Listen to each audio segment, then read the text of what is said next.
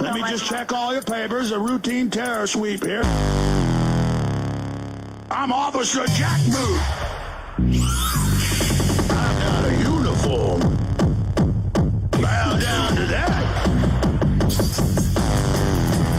Shiny medallions, fancy hat.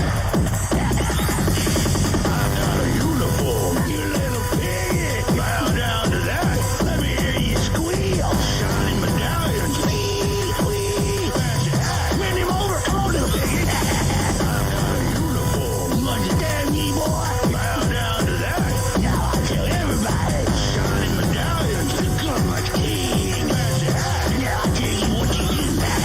I've got a uniform. Get out there on the ground. Bow down to that. We don't learn you good now. Shiny medallions. Making it good enough, boy. Fancy hat. Lick my boot. I'm a cop. I'm a cop. I'm a cop. Got the power. Oh, yeah. I'm a cop. I'm a cop.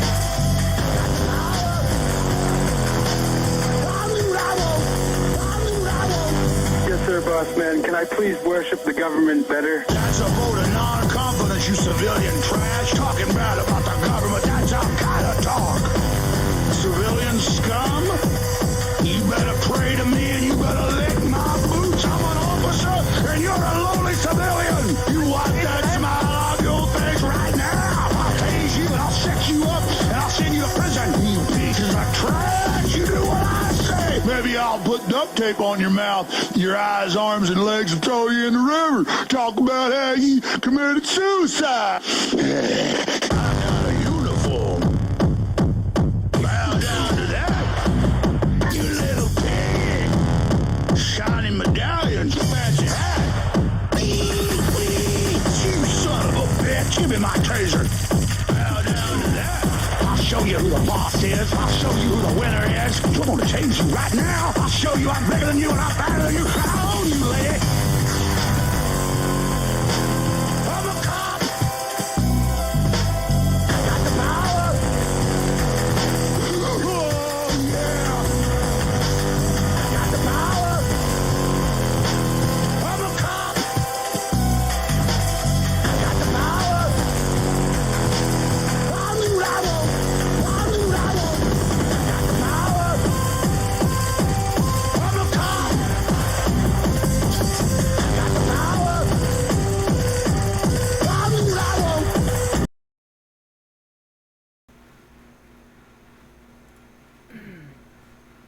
All right, how's everybody doing this evening? Hope you're doing well. That was Brap All Good, To Serve and to Protect, featuring one Alex Emmerich Jones. This evening, we're going to talk about the truth movement and, you know, about it. And does truth really sell? I mean, does it? I mean, if it does sell, who's buying it? Because, you know, a lot of people out there, they ain't buying a lot of truth. They're buying a lot of lies. Somebody called Jimmy. I'm into the microcosm to see what he's doing.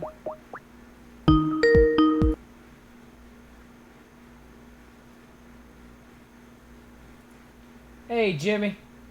Good evening, brother. Say hi to everybody out there. Hey, what's going on, everybody? Nice to see you, Johnny. The green room is kind of nice and cool. It looks like you had the air conditioner on there before I came in. And let me just say, that Italian dried salami deli tray was perfect. Thank you, brother. Appreciate it. Glad you're enjoying the eats. I played that song that you sent me by Brap All Good. It was a good song. Did you? Yeah, I did. It was a good way to intro what we're going to talk about this evening. I'm going to play a clip real quick to start out everything. Now, remember that clip, you know, Alex Jones was talking about, he used to be anti-authoritative, anti-police state. You know, back when Alex Jones told a little bit more truth than he does now, in my humble opinion. But now Alex Jones doesn't really talk about it that much anymore, does it, Jimmy? No, not really. And, you know, when I was a little kid, Okay. We used to say make fun of something or act in a certain way, and our older relatives would say, "Well, you better be careful because you keep doing that, you're gonna end up being like that." You know, you're trying to make fun of something, and you'll end up being just like it. And so, I think some of the sarcasm that we hear in Alex Jones over these issues, where he's pretending to be some character sarcastically saying certain things. You're gonna lick my boots. All that. What are you? You better get down. You better pray to me, boy. I think he says on there. Yeah, All that's acting like he said in that Sandy Hook deposition, did he not? Just acting. I'm just acting. That's what my lawyers told me to say. I was just acting.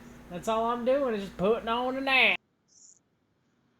Well, the thing is, man, I mean, in life and just in just about anything, no matter how you look at it, man, what's good for the goose is good for the gander. So at some point when you say I'm acting when I'm doing this, well, how do we know when you're not acting though? I mean, should there be like a light over your head that goes off when you're acting so we all know, or so when do we take you seriously? See, the thing is though, if you're willing, let's give the family man the benefit of the doubt in a situation such as this.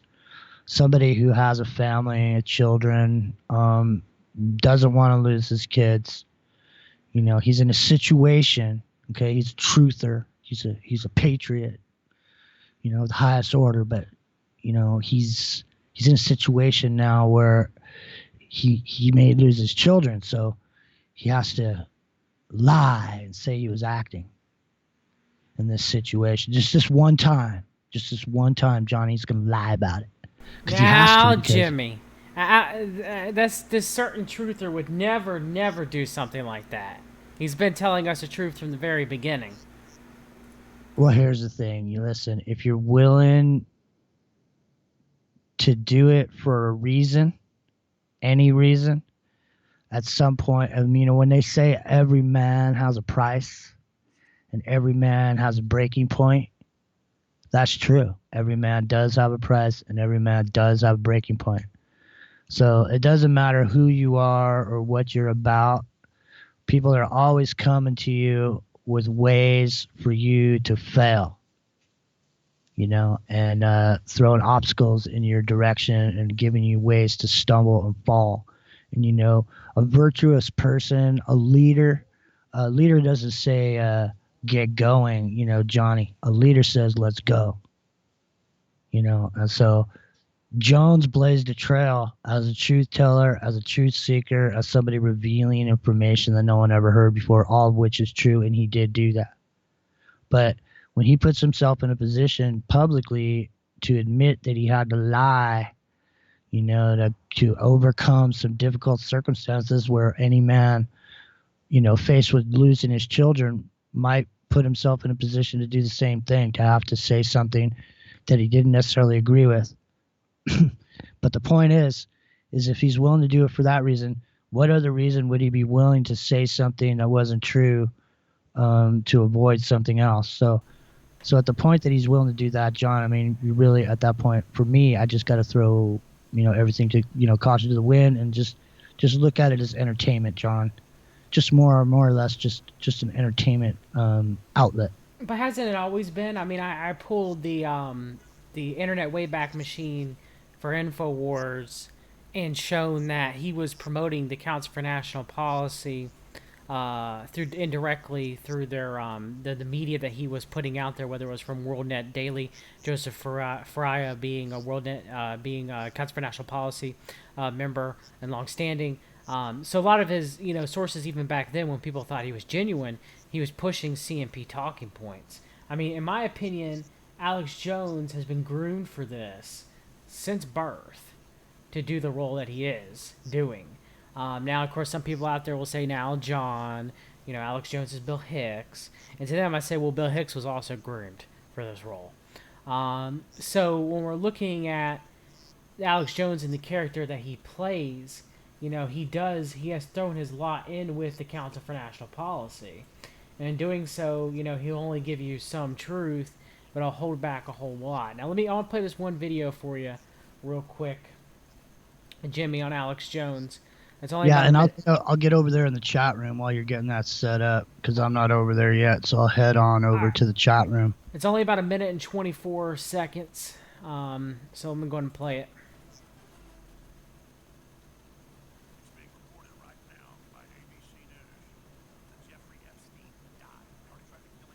Not hearing it. Let me get to the point.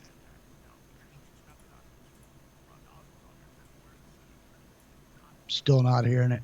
I hear it playing in the background faintly, but something's up. Yeah, something's wrong with my audio. It's weird. I got to fix that later. Pretty much he blames. Send me the link and I'll play the clip right now. Send it over here. I just exit out of it, Jimmy. That's all right. Go to your history. Send it over. He plays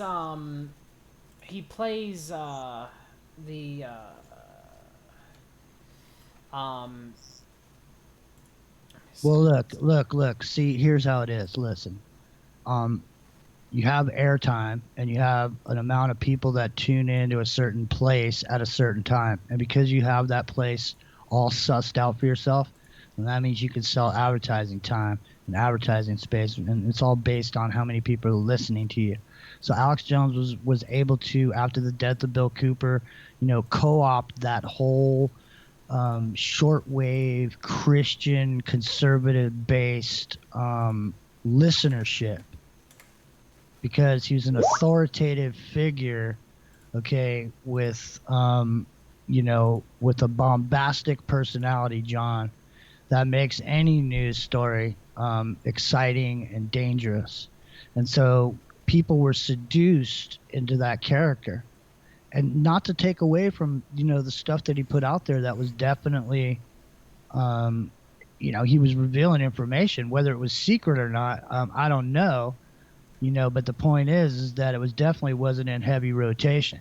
Well, when you're looking at Alex Jones, Jimmy, it's never what he tells you. Most of the time what he tells you is correct for the most part. The problem is the manner of how he does it as a showman. And the problem that's even further from that is what he does not tell you.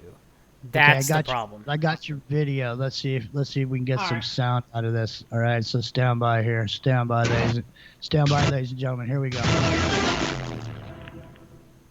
It's being reported right now by ABC News that Jeffrey Epstein died. They already tried to kill him once 2 weeks ago. He's been found dead in his jail cell in Manhattan. Now, we just got the documents. Ron Dawson was on yesterday, the lawyer that sued, got all the documents proving connected to CNN, the Clintons, clearing Trump.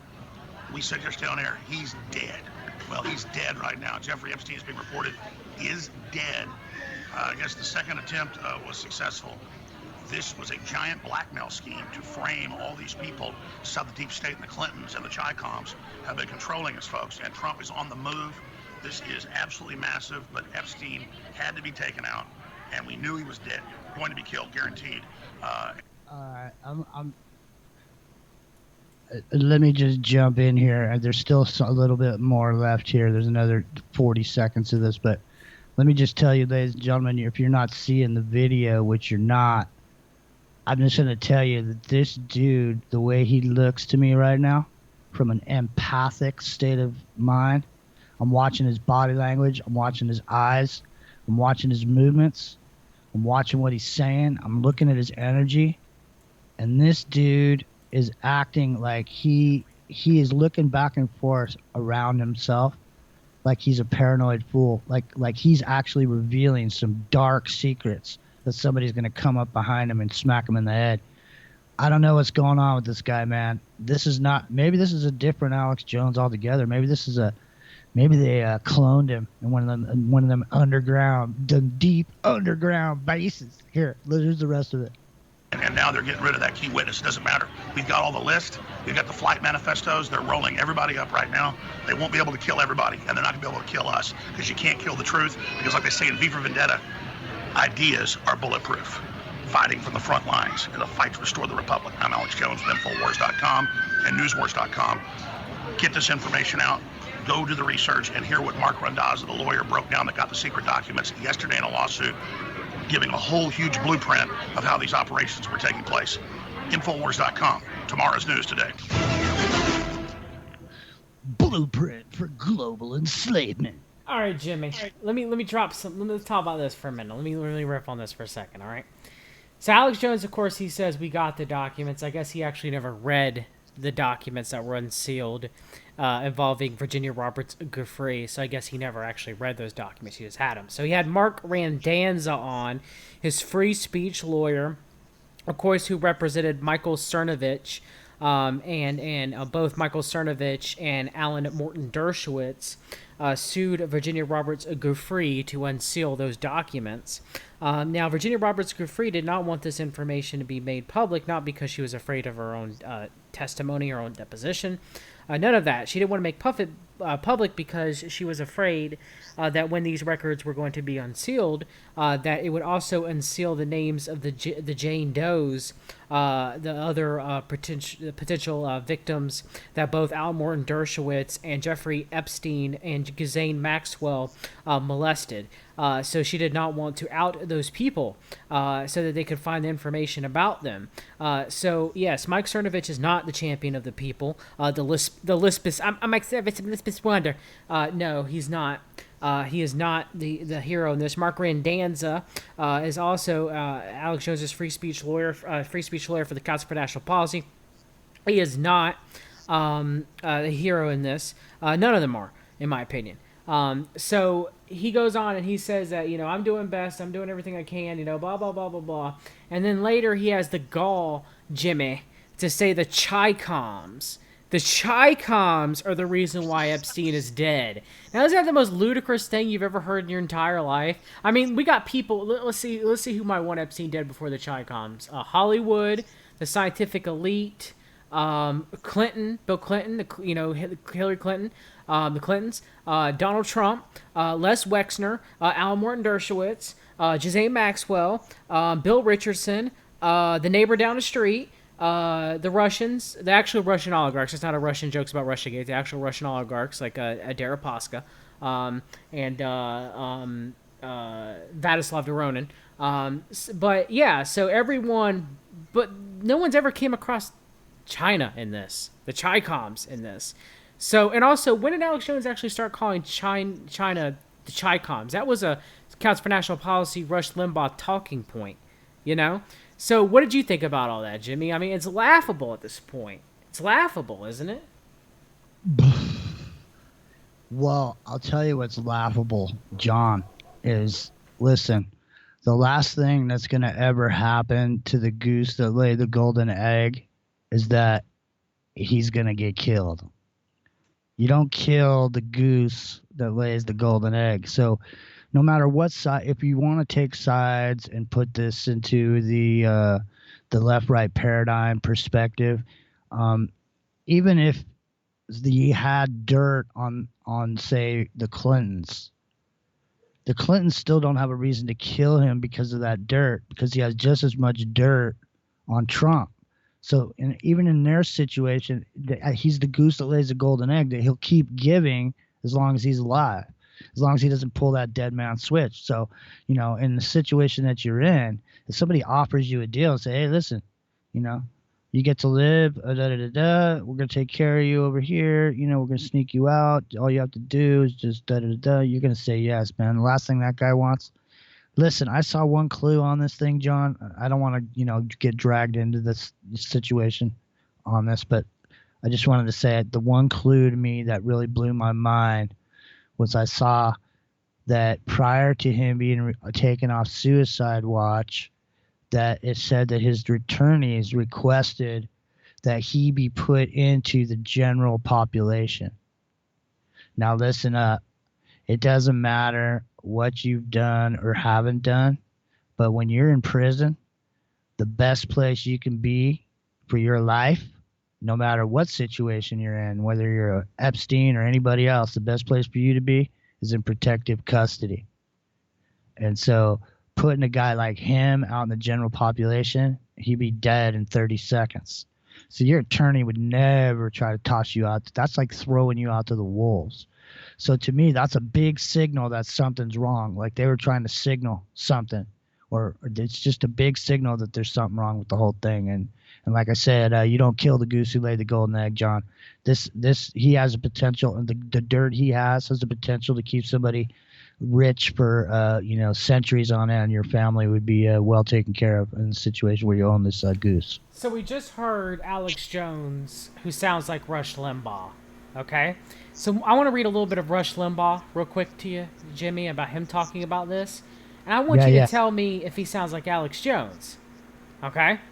So Rush said on August 12th, 2019, "Now isn't this a kick? The very people who are now criticizing all of the conspiracy theories about the supposed suicide of Jeffrey Epstein are the very people that perpetuated the Russian hoax, the Russia conspiracy. If you want to talk about a phony conspiracy and a phony hoax, and everyone on the left and the media and the intelligence community, everyone else in on it, that is it. And there's a whole lot of more evidence that they knew that they were participating in a hoax and a conspiracy than there is actual evidence that Epstein legitimately committed suicide. Well, come on, folks. Does anyone understand what being in jail means? This is federal prison. I've read it, and I've talked to people who have been in these cells. They're 8 to 9 feet tall. That's how high the ceiling is. There's nothing protruding from the ceiling on which to hang yourself. There's nothing. There's nothing. The sheets on the bed are practically made of paper. They're not made to bear the weight necessary to break someone's neck. And what has happened to you by hanging? It's not that you suffocate out there. It breaks your neck, it just snaps it. That's what happens. Now, if Epstein was going to commit suicide, he had to have assistance. And just coincidentally, there weren't any cameras in there. Aw, damn it. Amazing how that happens. But folks, there were cameras on the doors. There are cameras in the hallways. There are cameras on the doors. There ought to be video of anybody who came in and out of there in the immediate period before and after Epstein supposedly committed suicide. They're also delaying the release of the autopsy report, pending more information. It just so happens the guards were overworked and understaffed. They were on overtime. I mean, it was a perfect storm of everything that could have gone wrong. I'm tending to think this guy's not dead. I'm tending to think they got him out of there. He's on a different island now that he bought before all this happened, that somehow transferred some of his wealth so he has somewhere to live.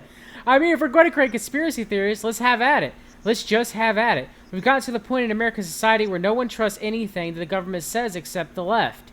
And everyone doubts this. I mean, Rudy Giuliani's original tweet was filled with disbelief and doubt.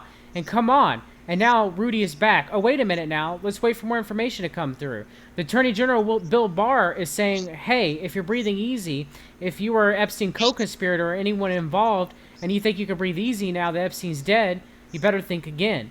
So a message has been sent. If someone murdered Epstein, a message has been sent that they are not off the hook here. How many of you predicted? I can't tell you the number of people in my circle who predicted Epstein would never see the inside of a courtroom, would never ever still trial for this. That he would be dead before that ever happened. That there were too many people who were on the verge of being destroyed if Epstein's facts ever became public. I had people tell me who knew about prisons and so forth, and knew people, high-profile prisoners like this that people told me. And these are not kooks, by the way. There are not people who run conspiracy websites, and they tell me, Rush, this guy is not safe in that jail in New York, and they won't be safe until they get him to Supermax somewhere. He's not going to be safe if someone wants to take this guy out. There's going to be a way to make it happen. It's not difficult to do. Guards don't make that much money. There's a number of ways, in fact, if Epstein wanted to commit suicide, there's not a way to do it by hanging. You could do a drug overdose. Any number of ways he could have paid someone to assist him to do this. Now, my question to you is he talks about, well, Epstein might be alive. He might be this. He might be that. It might be Les Wexner. You know, Rush Limbaugh is the new Alex Jones, and Alex Jones is the old Rush Limbaugh. Yeah, you're right. I think you're 100% spot on that one, Johnny. You know, but, you know, here's the thing, is that's where we are, though. So let's look at the overlay, which is, you know, everything is a marketing angle, okay? No matter what you look at, all the way across the board, if you look at the marketing angle, you can see the psychology behind it. So what we see overall, if you look at YouTube, is you see that everything that's getting the most play on the internet, on YouTube's, is, you know, conspiracy style videos, whatever they may be. So they look at this and they see that across the board, people are interested in conspiracy theories, Illuminatis, you know, secret societies, all this. To the point where like, they're using the Illuminati symbolism in the Bell Nacho commercials, Belluminati or whatever. Yeah. And so yeah, he's right, because now what they're doing is now that they see the giant interest in this information, the truth, okay? What they're doing is on the internet, they're slowly eliminating some of the players on YouTube. They're making these haircuts. They made one a while back, they made another one. They're doing these weird things to where they're making these haircuts, right? Well, at the same time they're doing this, the mainstream media has been migrating into trying to present itself as also alternative media. For example, you see Sean Hannity saying the mainstream this, the mainstream that, right? And to the point where they know what sells. So when now they can speculate with that, whatever conspiracy theory they want to, conspeculate, you know what I mean? And so we have this melding of the alternative with the mainstream. And in the end, when it all shakes out, the gatekeepers will be back in place, YouTube will be in line, and the mainstream will appear to be the alternative to Mom and Joe Pop, driving down to the local, gas and sip to pick up a pack of smokes or whatever. That's what they're going to be thinking, John. Very much so. I really can't. I mean, it's sad. It's really where we've come to with conspiracy culture today. And that's where we're at, and that's where we're at in this postmodernism truth movement, where the lie is what sells, and the lie is what people believe, and the truth no one ever wants to hear. Well, and they want actors to tell them stuff, Right. And the actors do tell them stuff, and people get written out of scripts, and when they do, hey man, when somebody's written out of a weekly sitcom, does that mean the person's dead, John? No.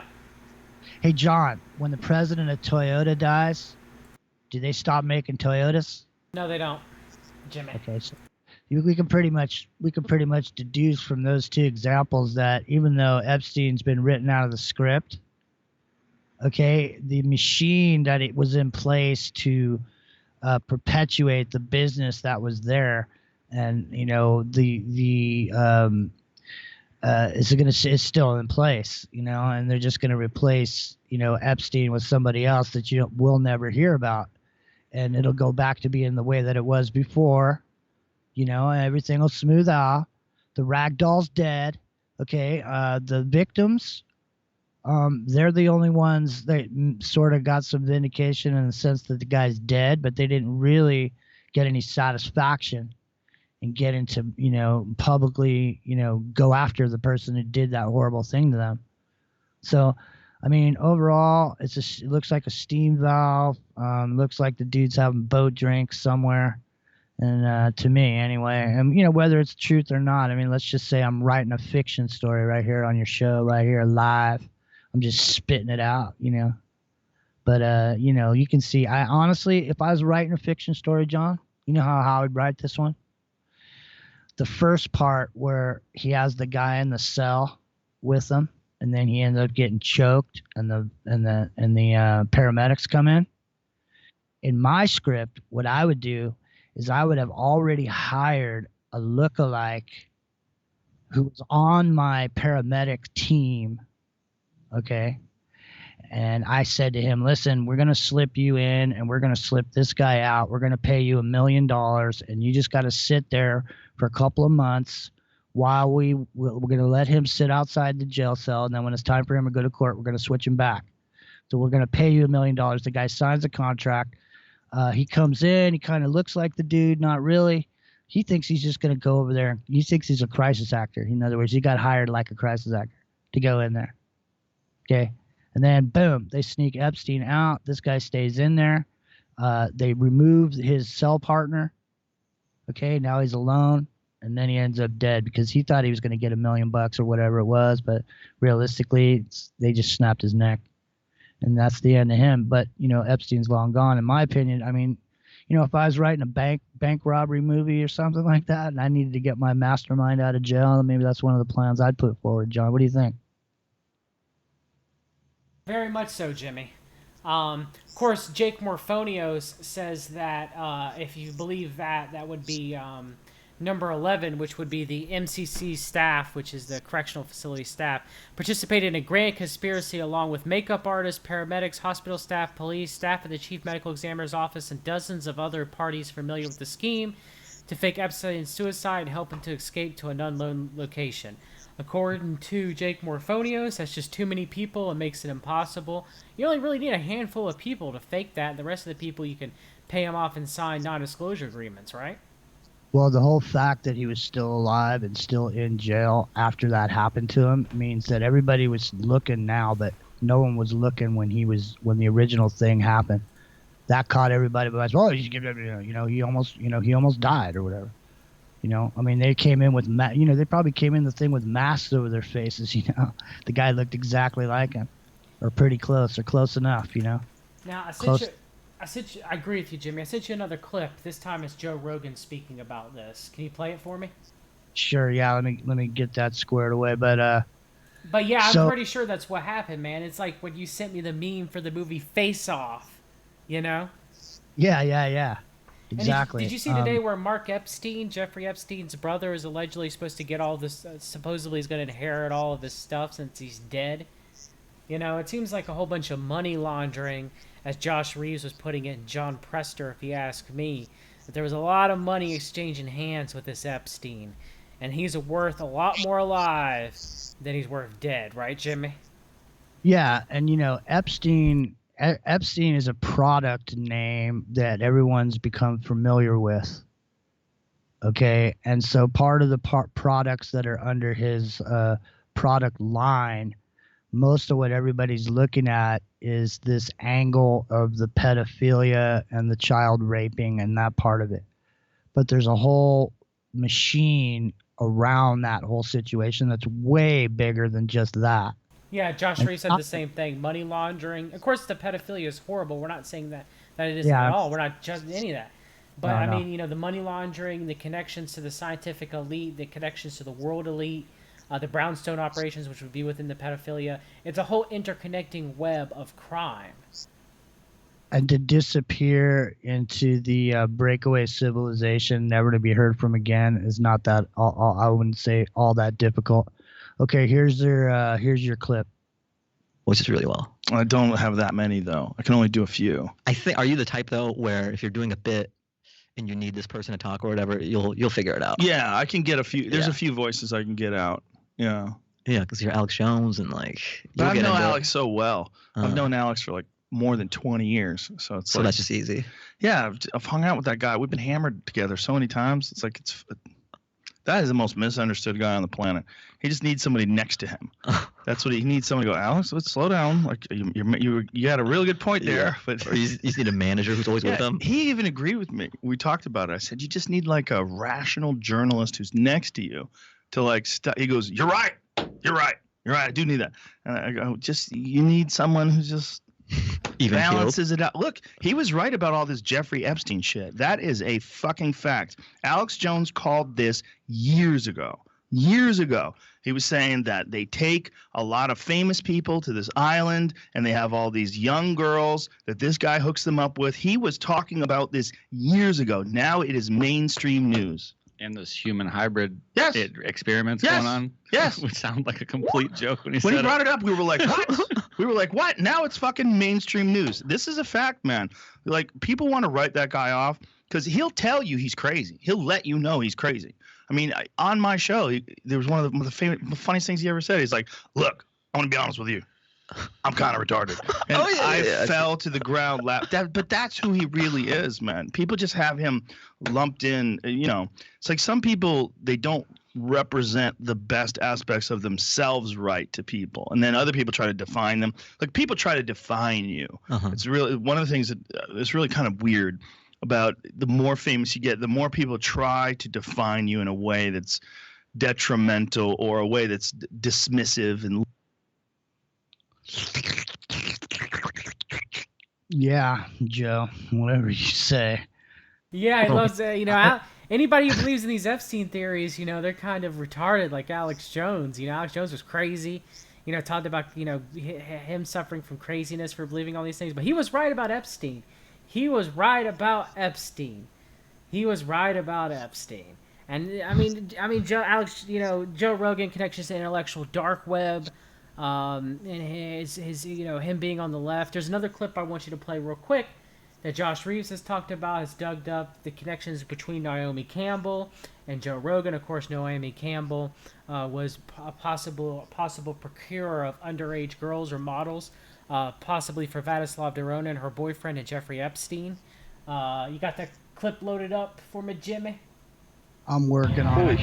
I'm working on it. But what do you think about all that? What do you think about Joe Rogan talking about Alex Jones and Jeffrey Epstein?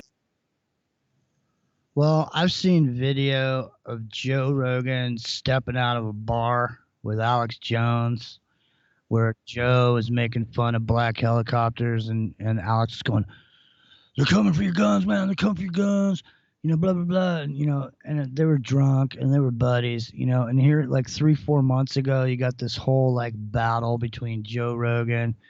Joe making Alex cool again or whatever it was, and then Alex going on Joe's show and patching it up and all this. Come on, man. How many people are there in America, John? Is there 300 million or whatever? 300 million people. Doesn't it keep changing? Whatever it is, but let's just say there's over 300 million. Why are these same characters in heavy rotation out of all these millions of people in America and then billions on this earth, on this planet Earth? Why are these two people relevant to anything that anybody's got going on? This is literally a voice in this wilderness today, in today's environment, John. A voice in this wilderness is the same as a pimple on an elephant's butt. Okay? A voice means nothing in this wilderness anymore. And look at what the voices that there are. Are they there by accident? Are they hammered out and, did they come up with some technology where they've figured out maybe people aren't here by accident. Nobody gets in their position by accident, do they? Joe Rogan, where did he come from? He was on that show, right? He was on that TV show where he played the electrician. Fear Factor. And he was also on the Man Show for the last season too, of course, when it was not funny any longer. Right, but he was on the show where he played the electrician, right? Was that him? Where he was on the news, it was like a news show. Oh, news radio, yes. All right, that was actually a good show, and he was funny in that show. But then he got into the Ultimate Fighting thing right at the beginning, and he rode that out, and he was the Ultimate Fighting guy. And he would occasionally he'd be doing Alex Jones or whatever, and he'd bring up the the Ultimate Fighting thing. He was really promoting himself on Alex's show, but he was doing other shows. For example, he did a Christian Cherie Geo when they had their show called Truth Frequency Radio, and it was on Oracle Broadcasting Network.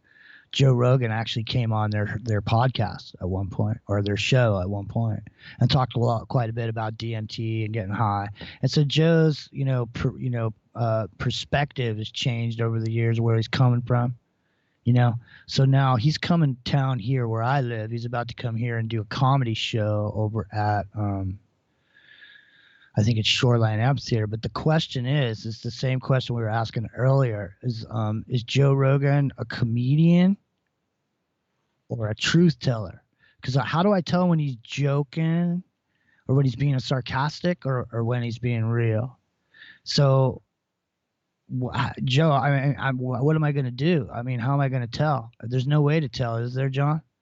So no, not at all. There's no way, because just like we can't tell when Alex Jones is acting, playing the role of the court ordered jester, or it's the same with Joe Rogan. When is he playing the comedian archetype?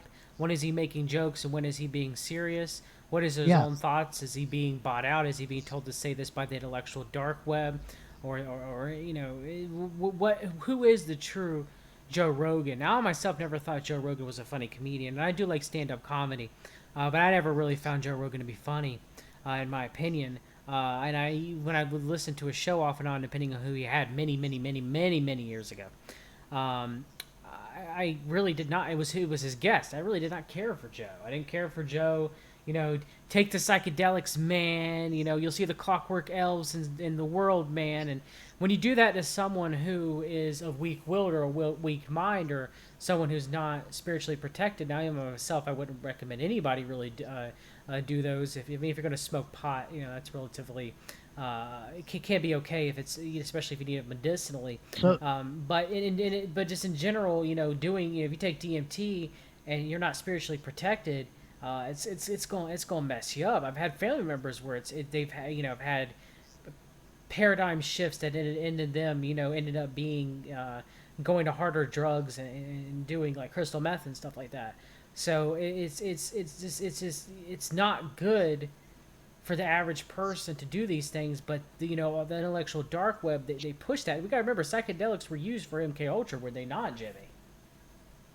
Yeah, they were a key part of the whole thing. And I mean, learning. I mean, well, let's just put it this way. I mean, do you think you and I could bond pretty strongly if I was tripping on LSD and you were there when I was tripping, and you helped me through it, and after that was all over? Do you think there'd be a deep bond between you and I? Yes, of course. That's how it's programmed into us. Right. So that's how a handler gets put into position with a person. That's how it starts. But these seductive characters, like we're talking about, when does the scripting stop and when does the real person begin? And how do you know? Listen, when an actor's an actor gets paid to say words that are on a paper. Words on a paper. Okay, they don't mean anything. They don't have life. They're just laying there on a paper. What actors do is they take those words and they bring the words to life. So in a situation like that, where you have someone who has been an actor for a period of time, then they're able to do that, to take words and make them real, make them live off that paper into a live, walking and talking character that you believe in. This seductive character, can be created for you by any script writer. And given the AI's capabilities, the AGI, the general intelligence, where it's able to learn other, things based on things it's already learned. At this point, psychologically, they know exactly what lines to write to have it come out of a mouthpiece that people are finding interesting for the moment. So Joe Rogan seems to be interesting at the moment because he has quite a big following on the internet. Lots of people I know watch and listen to his show. But the bottom line is, you see how far back this cross-pollination goes, because I mean, you're talking about the Clockwork Elves, and I have a song called The Clockwork Elves, where I have a clip of Alex Jones talking about the Clockwork Elves. So I think it's interesting, the cross-pollination of information between Joe Rogan and Alex Jones, but it's just like books coming out like Carlos Castaneda, where he's having these experiences on peyote. It's just another way to get some segment of the population to identify and then go ahead and get involved. And that's just some more people that are now on the program, John. 100% right, Jimmy. More people who lowered their guard down and are now primed for hypnosis. Go out there and do your DMT, go out there and do your acid. Do what thou wilt. Do what feels good. And in doing so, you open yourself up to the machinations of the world. Well, yeah, and two, you look at Google's statement, do no evil. Well, you're living in a world where you perceive that to read as though you were reading it. In other words, if I was to do no evil, I would be doing no evil.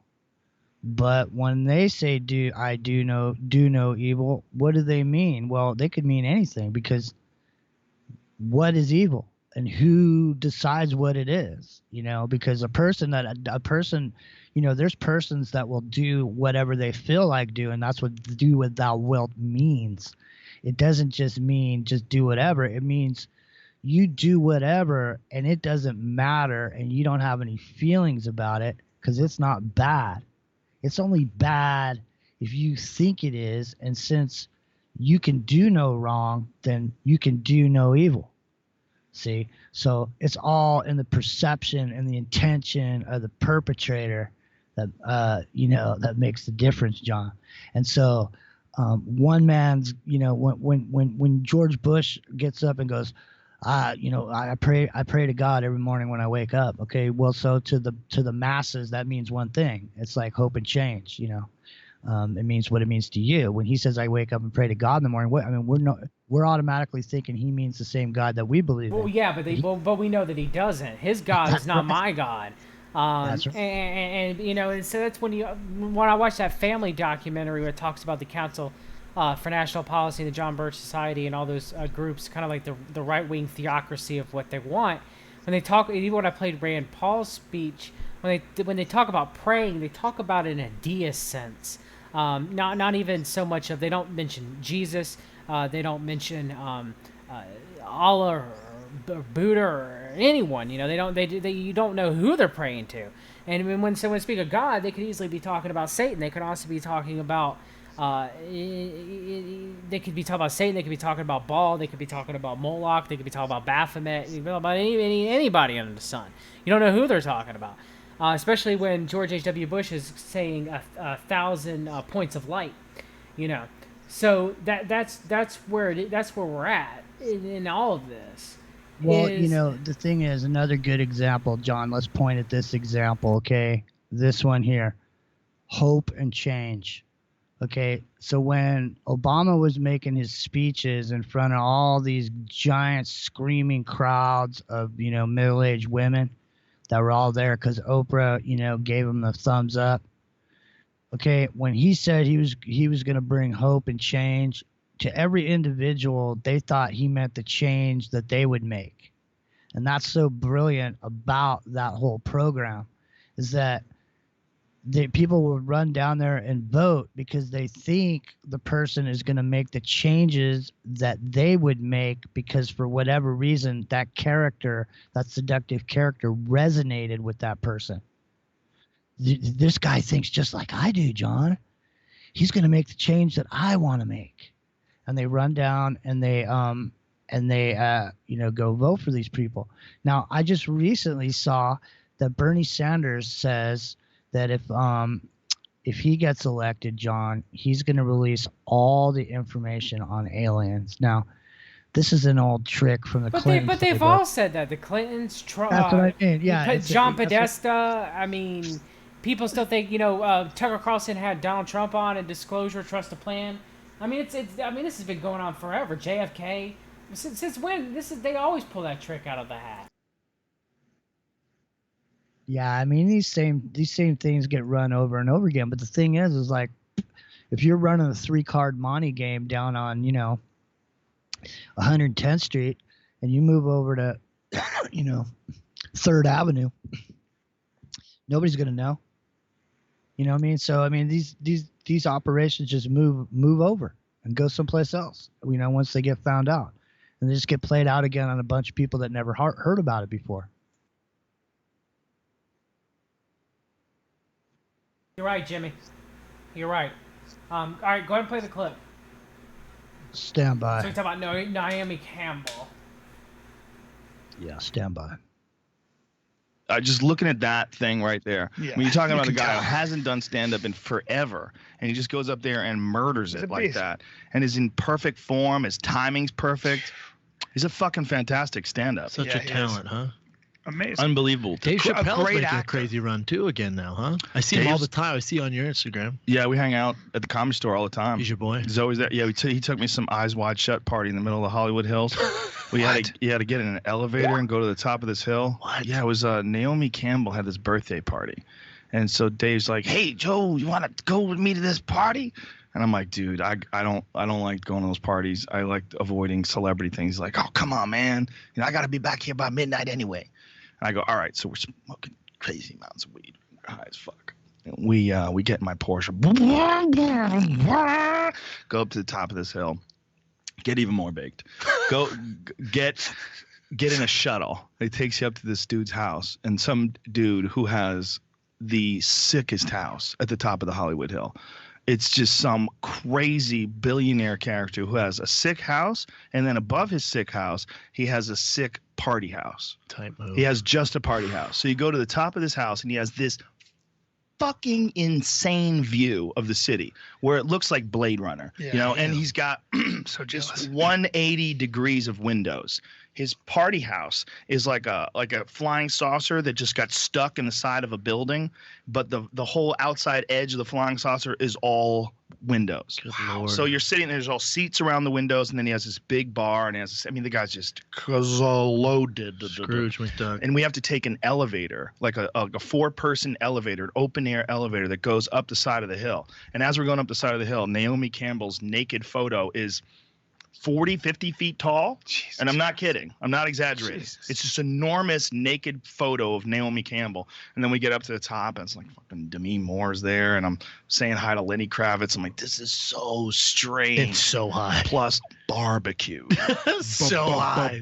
Barbecued. So high, I shouldn't be out in public. And up there with all these like fucking super rich people, and I'm like, what's up, Lenny? Hey, what's up, man? How you doing? We're talking to Lenny Kravitz. Like, how bizarre is this? Yeah. Just Cool seems dude. Yeah, he seems real nice. Yeah. But it was all these. I was talking to all these musician dudes about MMA. It was like I got cornered by all these musician dudes. Started throwing like fighting. Or oh something. my god, man, dude! People get so excited. Yeah. They get so excited. They want to start talking MMA. You got a guy who knows. Yeah. Meanwhile, I'm like anything to relax my anxiety right now. Like, I'll tell you all the shit I know. I'll break down whatever the fuck you want. What do Give you me want two me to- fighters. Go. Unbelievable. Who you want to know who's gonna win? How do You people make want to that know much money? 2017 schedule? Here was what the weirdest part about it. Like there was at one point in the night, Naomi Campbell was for a book that she has. She has a book coming out. Oh, okay. And she's very nice too, by the way.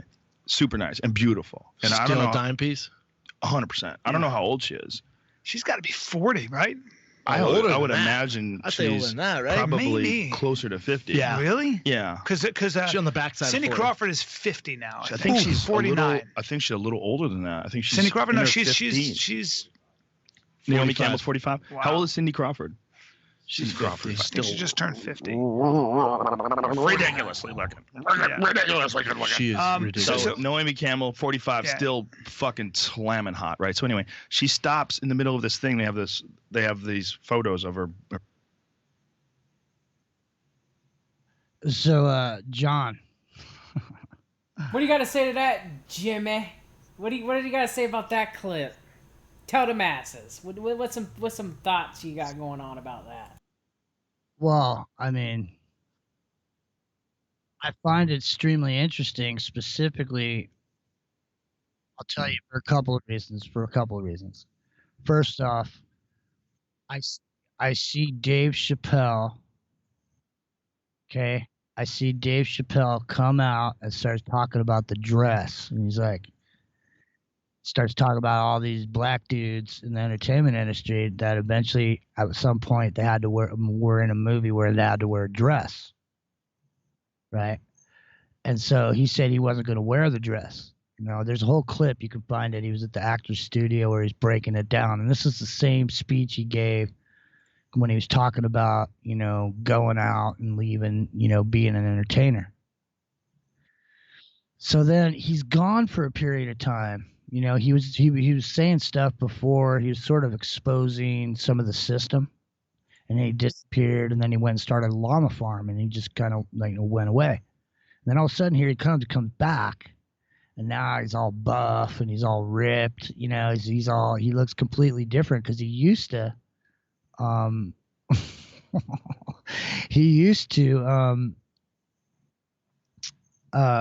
be skinny. You know, he was like a skinny street kid, you know, but now he's all buff. So there's people saying that he was cloned out.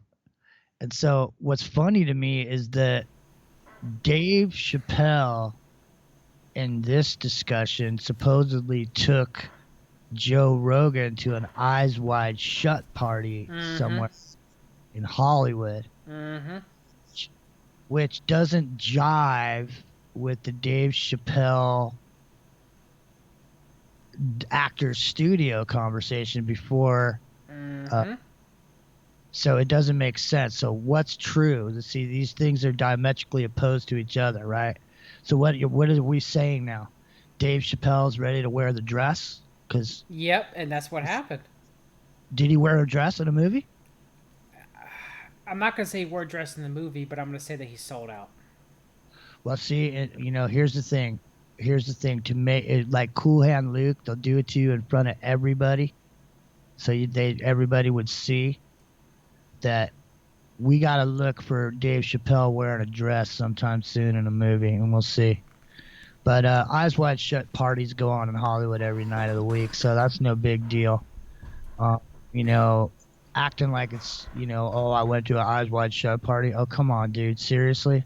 But it's who he went with, though. That's what got Josh Reeves started on this is Naomi Campbell. Naomi Campbell's in Jeffrey Epstein's little back book. She's dating the Russian oligarch Vladislav Doronin. That's what started all this. Well, what I was about to say, John, is this: that listen, if you're look, man, I lived down in Los Angeles. You know what? Okay. Hold on, Jimmy. Jesus Christ is right on the chat. I just watched Robin Hood Men in Tights the other night with my wife, and he wore a dress in that movie, Jimmy. Did he? Yes, he did. Well, there you go, man. But that was back in the 90s, though. Dave Chappelle did? Yes, he did. They all wore all the Little John. All of them wore dresses. Robin O'Loxy didn't, but Little John. I think his name was a Chew because his father was a Sneeze, who was Isaac Hayes. But yeah, he wore a dress in that movie. Jesus Christ is right. Shout out to you in the chat. You're right. Well, what's funny about that is he goes into this whole story about how he was doing this movie, and he comes into his dressing room one day, into his trailer, and there's a dress laying there on the chair. And he goes, what's this dress, And the guy says, oh, yeah, well, it's going to be real funny, Dave. See, we wrote this scene where you're going to be wearing this dress, and then, and he says, no, man, I ain't wearing the dress. I don't think it's what at all. I actually agree with Josh Reeves, Jimmy. It was the whole R. Kelly, I'm going to piss on you, drip, drip, drip. That's what got him banned, was that. I really don't think it was the dresses. I think that's a cover story. I agree with Josh Reeves on that. No, I got you on that, but we should just dig that clip up because it's pretty easy to find. But the point is, it's not what I was gonna.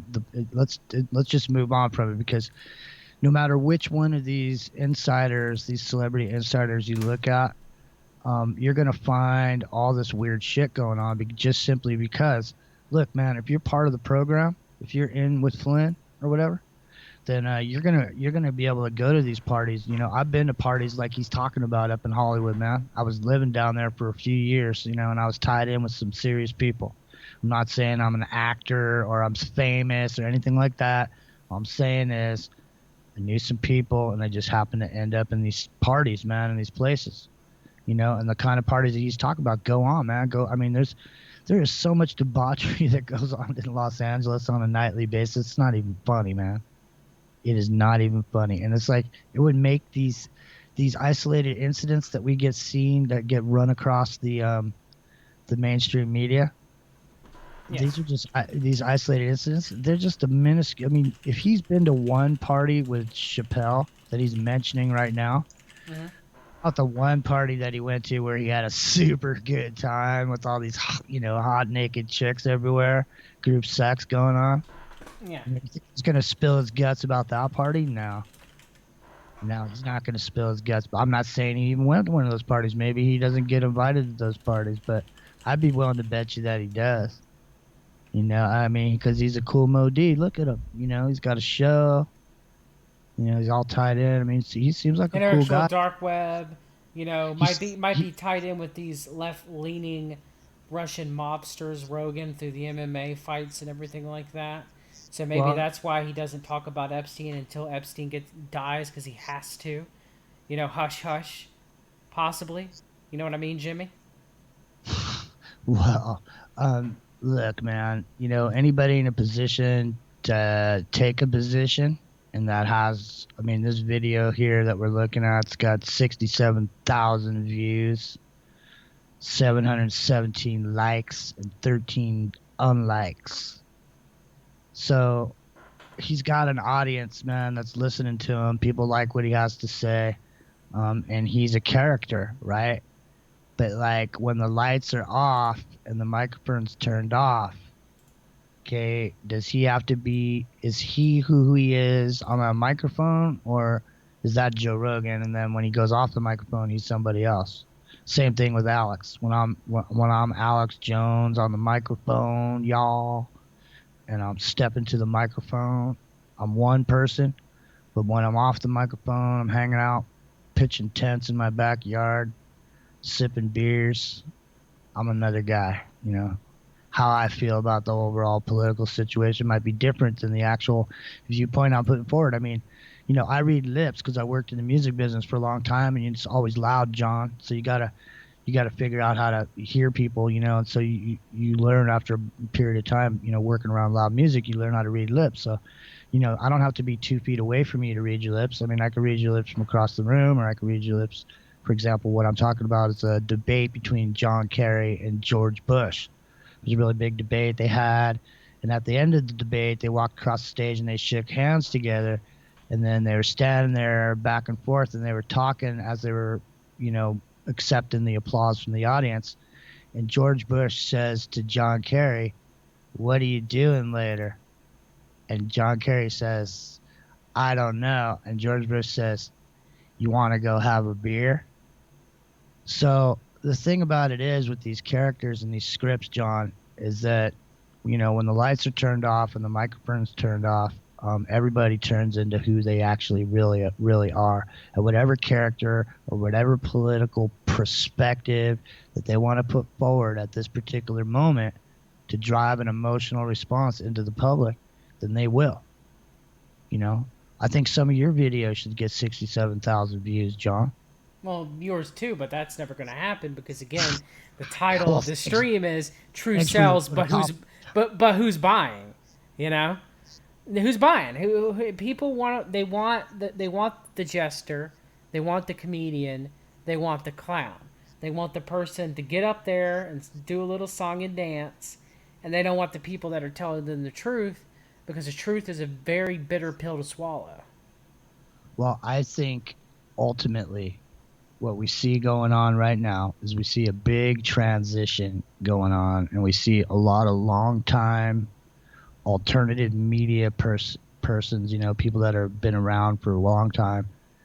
We see those people backing out and stepping away and putting the turning the computer off and stepping away from the program. I think one by one people are doing that, but there's new people coming into this information all the time, John. And so, but what happens is you're getting, it's like a copy of a copy of a copy. In other words, people emulated Alex Jones in the beginning, and then people emulated the people that were emulating Alex Jones, and then people emulated those people, and it's down the line to the point now where the alternative media is this big conglomeration where everything's all lumped into one giant pile. It's a giant, huge pile of shite, John. And in order to find the nugget of truth, you got to sift through all that. And so what they've done now is like I said earlier, they've taken conspiracy theories because they see the demographic interest in it. They've mainstreamed it. They've eliminated with haircuts YouTube. Okay. And now what they're doing is they're saying that people that believe in conspiracy theories got something wrong with them, and they might be domestic terrorists. So now all those chat rooms and all those emails everybody sent out about Jade Helm and all those videos everybody shared on Facebook and all that stuff, everybody got, tagged and marked for all that stuff, man. And, pretty much, they have these, these niches pretty well all dug out. And at this point, you can't trust anything at this point, John, can you? No. I don't mean not you. I'm just saying at this point overall, in order for you to find some kind of truth on the internet, you really got to work hard to really get to the bottom line, don't you? They want to be entertained, Jimmy, as Suzanne said in the chats. They want to be entertained. They don't want the truth. They just want people to argue infinitum about stuff that never matters and never gets to the truth. They want their favorite YouTuber to get on there. Yeah, I don't mean not you. Well, I mean, we're all guilty of that. You know, some people want me to get up here and tell the truth, or they want me to song and dance. And you know, if I ever become a guru, the moment that happens, they call me Guru John. I'm gonna shut it down because I don't know everything. I try my best to present the truth out there, and the truth changes depending on what information that you get. There's only one objective truth, and that's God, in my opinion. So when it comes down to all this, Jimmy, is you know, the whatever, if the truth movement was co-opted from the beginning, in my opinion, if it ever even existed. I'm not saying that doesn't mean there wasn't genuine people out there trying to get the truth out to the masses, because there were, but those, and there are today, but those people are marginalized. So that's what we're left with, is, you know, when people talk conspiracies, they don't think of Bill Cooper, they think of Alex Jones, Jeff Rentz. You know, that's who, you know, Clyde Lewis, that's who they think of. They don't think of me, you know, Billy Ray Valentine, Josh Reeves. You know, Josh Reeves has been doing this forever and a day. You know, how many years has Josh Reeves been doing it? At least 12, right? 12, 13, 14. And look where Josh is, you know? I mean, the truth does not, no one's buying it. No one wants it. No one wants to be told the bitter hard truths, that things that they used to believe in were a lie. And so because of that, you know, people, either good people who are doing the work, who aren't co-opted, they get caught lying to their audience because they're too afraid to tell the truth, especially when they screwed up. And then you have the people that are co-opted that tell the audience whatever they're told to tell. Yeah, I mean, you know, the truth is subjective. I mean, you know, what is the truth? You know, I mean, just like we were saying with postmodernism. Truth is subjective. I mean, it's only the truth because we have a consensus reality that. It's subjective to them, though, Jimmy. But the thing is just like, we'll take the JFK assassination, for example. There is an objective truth to the JFK assassination. There is something that happened on that, you know, back in Dallas. You know, so because of that, you know, we might not know what that objective truth is, and we may argue our subjective point of views on it. But it still happened, you know, and there still is an objective truth with that event, as there is with any event, whether we know it or not. You know, so just, you know, JFK assassination happened, you know, back, I think it was like November 22nd, 1963. Back on the, you know, that day, you know, you tell me. I mean, you know, so that's the thing is these truth tellers, they're not trying to discern the objective truth. They're only trying to tell you what their opinion is. Without researching. Well, that's what I'm saying. I mean, the truth is the truth until you find out something big, giant fact that you didn't know, and then now it's not the truth anymore. You know what I'm saying? So. No, I understand what you're saying in that regard, but there is still an objective truth to everything that we may not know of, and that's what defeats postmodernism. You know what I mean? You understand what I'm saying? But I can see the overwhelming. Subjective truth that runs through all of this stuff. You know what I mean? I mean, okay, the collective consciousness, yes. Like the collective consciousness, but that's not the objective truth. You know what I mean? No, but the thing is how, I mean, if you're smart enough to understand the information that's being put forward on a lot of the alternative media, how many times do you need to hit yourself in the face with a hammer before you realize you don't need to hit yourself in the face with a hammer anymore? So what I'm saying is that this information and the quote unquote truth is a subtle form of trauma-based mind control, man. You know, and people are addicted to the emotional and physiological responses that come from, say, watching a scary movie or thinking about the end of the world or you know whatever the subject is. Gives you that dopamine boost, gives you that thrill. We could sit here until the cows come home. I mean, we could sit here and do broadcasts and would never stop and do it for 24 hours straight and talk about all these different subjects that there are to talk about. And but the big thing is like there's a big difference between talking and walking. You know what I'm saying? And so there's a lot of people saying stuff, but nobody's doing anything. You know, in America's, I saw this. I think it was a title of an article or title of a book the other day, John, and it said America, anything goes, 'cause nothing matters. And you know, it's from the top down, you see nothing but lies and deception and shady deals.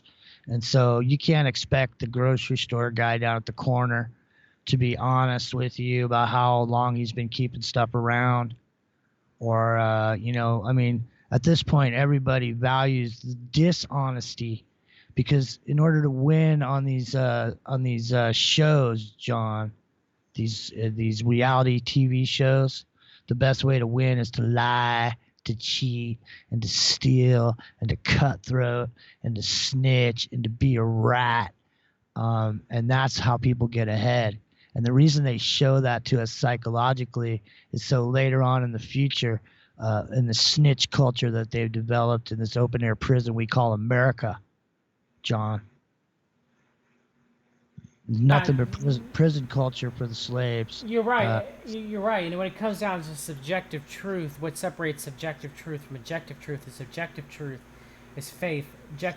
Subjective truth is belief. So when you have those, when you try to differentiate between the two, you're left with trying to have the power of discernment, which many people don't have.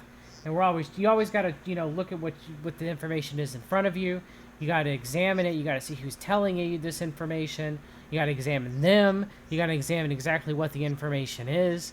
And then that's why we all fall through these gatekeepers, these limited hangouts when it comes to the truth throughout our journey of trying to understand the world around us, because that's exactly where it is. I mean, that's exactly where we're at this point. Jimmy is trying to separate the truth from the fiction and trying to see who's selling it to us. And that's what it comes down to is who's selling us the truth and why they're telling us this and what they're not telling. It's the same with Alex Jones. Alex Jones can talk till he's blue in the face about the clockwork elves and demons and international child trafficking and pedophilia. But now it's always the left. It's never the right. It's never the Franklin scandal. It's never, George H.W. Bush and Ronald Reagan. It's never the Council for National Policy or anything that's where we're at this moment. Well, man, I mean, the bottom line is, look, there used to be programming methods that were commonplace. Before we had TVs, we had radios. Before we had radios, we had, theaters in our town where we'd get together and talk and spread news that way. And stories were told around campfires, in the past. And, whoever was telling the story, whoever knew the story of the past, who could tell you the story, that person seemed to have a special knowledge. Now, I found out something the other day that I didn't even know.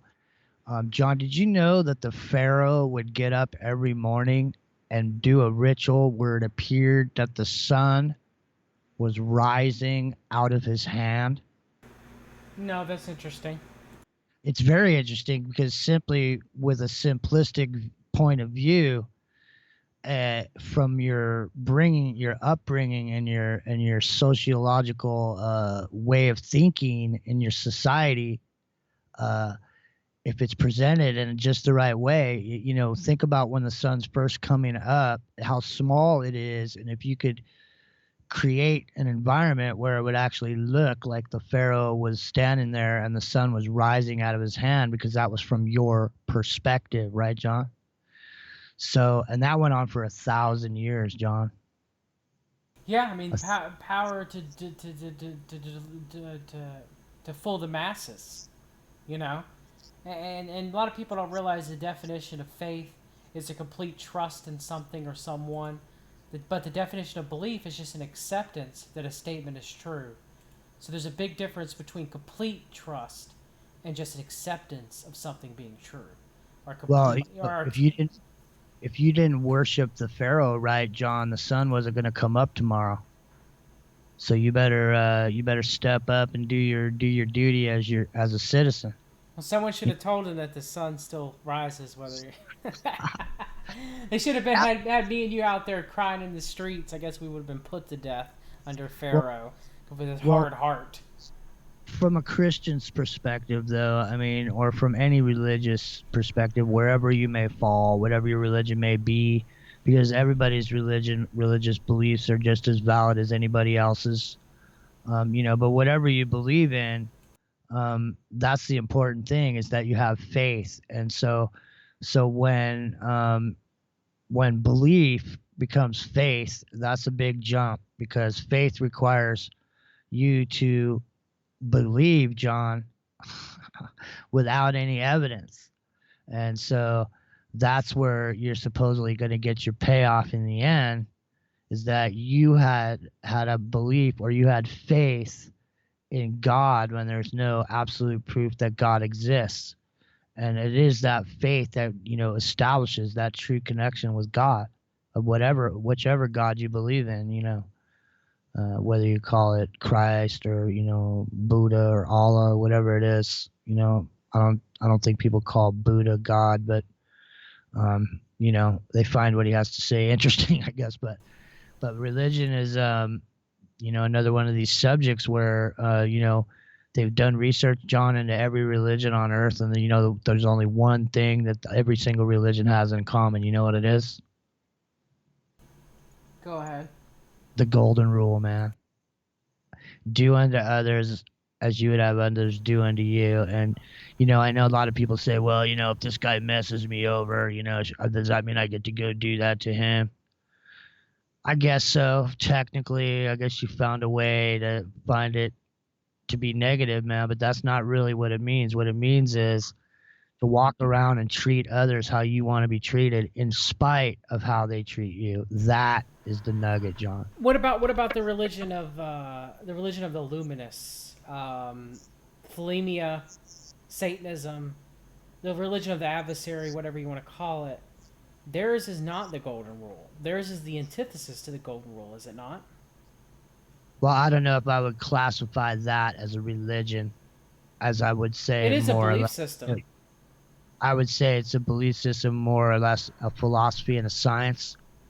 I wouldn't call it, in the context of what we're talking about and the research that was done. No, they didn't include any of the Illuminist societies or any of the secret societies. Well, the mystery schools, going how far back we're going back, they're going to teach the antithesis of the golden rule. Of course, Jesus said, "Love thy neighbor as thyself." So it's going to be the antithesis of that. It's love only thyself. Well, either that, love only thyself, or, John, do unto others before they do unto you. That is probably more in line with what the elite think. Yes, I agree. and that's dangerous thinking. That's very bad.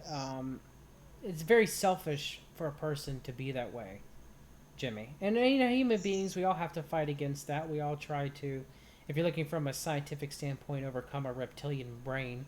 If you're thinking from a more religious standpoint, what I'm going to talk about at a Christian standpoint is to try to emulate Christ.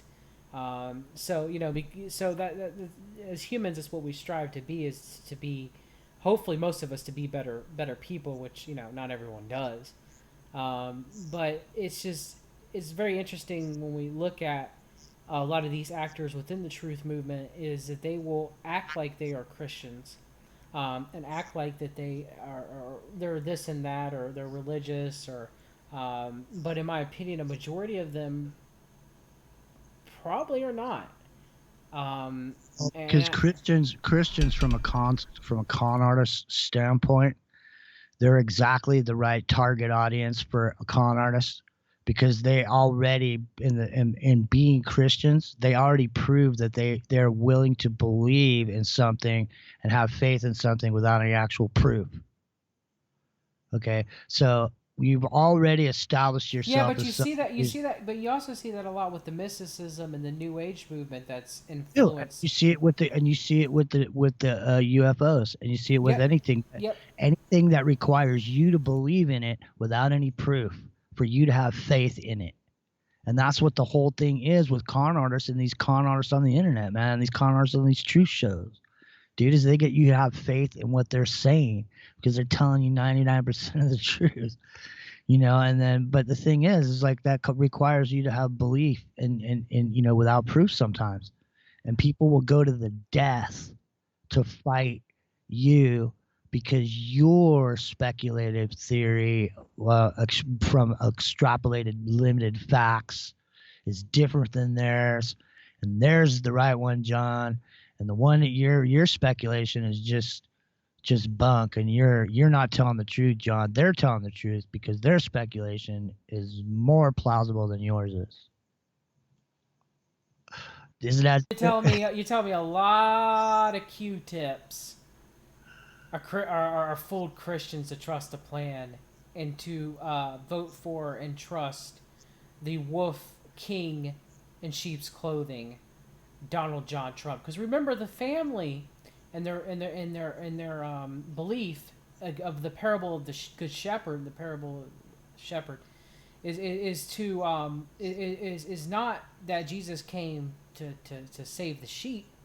And that's not the most important thing. You shouldn't really waste your time on the sheep because they're not worth your time. Who's going to care for the wolf? Who's going to care for the wolf, Jimmy? So when you go look for the wolf, you got to find the wolf king. When you find the wolf king, that's the power maker. So that's who you really give your time to. You don't give your time to the sheep because they're lost and they're poor, helpless, and they're not worth your time. No. You don't look for that one lost sheep.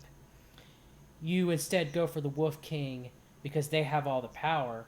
And they're the most lonely and they need the most care because they're the one that's cast off from the world and they're the one who needs the most attention. So that's what the C&P's brand of false Christianity is, Jimmy, and why it disgusts me. Is because they take that beautiful parable of why we should help each other and we should try to help our downtrodden man and women.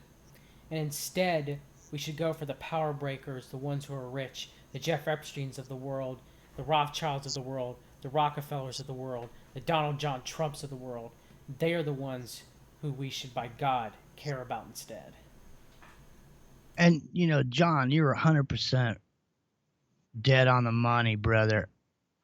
The thing about it is that these people's lifestyles and what they do, what Trumps and all these, any of these elitists or these illuminists or any of these people, at the point that what they're doing becomes your business, then you get to carry the burden and the weight of that business. But what you say will never have consequence on any actions that these people do. So these people are taking control of our lives and our psyche by capturing our imagination with this shit that means nothing in the scope of anything. Listen, John, you know what? If I was sitting here at my house and let's just say I didn't have radio or I didn't have TV and I didn't have internet and all I really had was the newspaper like in the old days, or I had town hall down here, because what's going on across the planet has nothing to do with me and I don't know about it. It doesn't exist. It does not exist if I don't know about it. And that's the key to this, dude, is every single thing we know about, it gets out there and gets put out to us by somebody. Stuff doesn't just get on the internet by itself, does it? Somebody put it there. No, not at all. Somebody put it there. Okay, when they put it there, did they just leave that paragraph out? Who knows, man? I don't know, because I haven't read every single book on the face of the planet. But all I know is after they put it in there, they burned it because they got a big incinerator going over here down at Google. When they digitize a book, they burn it out. So, John, I don't know, man. It's a crazy world. All I know is fix the gut. That's where it starts. Everything starts in the gut, doesn't it? I mean, seriously. Isn't the gut like a second brain? It is, Jimmy, in a lot of ways because of our microbiome. You're 100% right on that, brother. And I guess we should wind down everything. Breaking news: the autopsy of Jeffrey Epstein came back, and he sustained multiple breaks in his neck bones. Yeah, those paper sheets pack a powerful punch when you're dropping from your knees off the bunk bed. Now, Jimmy. So, according to this, of course, of my limited knowledge of the anatomy, of course, with all my training about health, I'd have to say, Epstein's in pretty okay shape, even though he is a little bit elderly. But very interesting, he broke all of those neck bones, which it could be done from hanging, but it'd be very difficult to do that with a paper blanket with not enough clearance to hang oneself, if you ask me. That's if he's really dead. We don't know that. We've discussed that on here. But I just find it very interesting that that's what they're reporting, is multiple broken bones in his neck. And also his hyoid bone was broken too, which again, if you're choking somebody, now you can break your hyoid bone hanging yourself.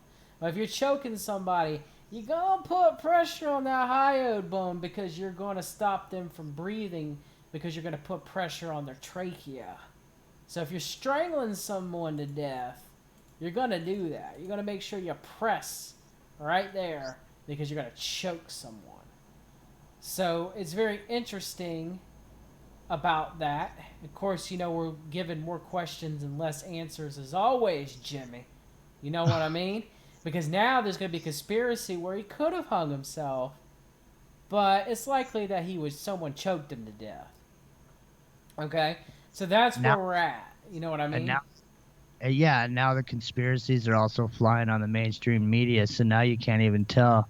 I mean, there's such a soup of conspiracy theories at this point. Anything that happens, it gets descended on by millions of people who got nothing better to do than to sit there and dissect every single frame, every single thing. Back and to the left. Back and to the left, Jimmy. Back and to the left, man. Back and to the left, Johnny. Hey, I want to thank you for having me on. I really appreciate it. And hopefully tomorrow I'll be finding out if we're going to be having a show on a network so people can tune in on a specific time, on a network and get the show going. So we'll see, and we'll let you know, and we'll come stop by and let everybody know where they can find us, man. In the meantime, we're not really doing anything on the internet too much. We've got Into the Microcosm with Jimmy Jean channel. There's two of them, so one of them I can't broadcast live on. That's got like 135 subscribers. So another one's got 30 subscribers. That's the one I can broadcast live on. So if you're interested in hearing us, we're going to be on tomorrow night for a bit at 8 p.m. Pacific on Into the Microcosm with Jimmy Jean. And Johnny, thanks a lot for having me by. I really appreciate it, man. Anytime, Jimmy. Glad to have you on, brother. Epic's in the chat. Shout out to Epic Journeyman. I just saw him. He's over in Maui, so I invited him on, but he said he didn't know if he was going to get internet. So by the time we were on, I didn't know if he had internet yet. Hey, thanks. Thanks, Suzanne. I appreciate that. Appreciate it a lot. All right, Jimmy. Take care of yourself, brother. I'll be talking to you soon as always. Thank you for being on. Dudes Talking. Good evening. All right, everybody. That is it for this evening. Tomorrow night, I might be on with one Suzanne that's in the chat. We might be discussing some things. I'll call you tomorrow, Suzanne. Talk about it. I think it'll be good to have you on tomorrow evening. But other than that, thank you to Jimmy, as always. Jimmy's a good personal friend of the show. And I'm glad to have him on, speak some truth out there to the masses. And hope you guys take care of yourself. And as always, till next time, always read the documents. God bless everybody. Have a good evening.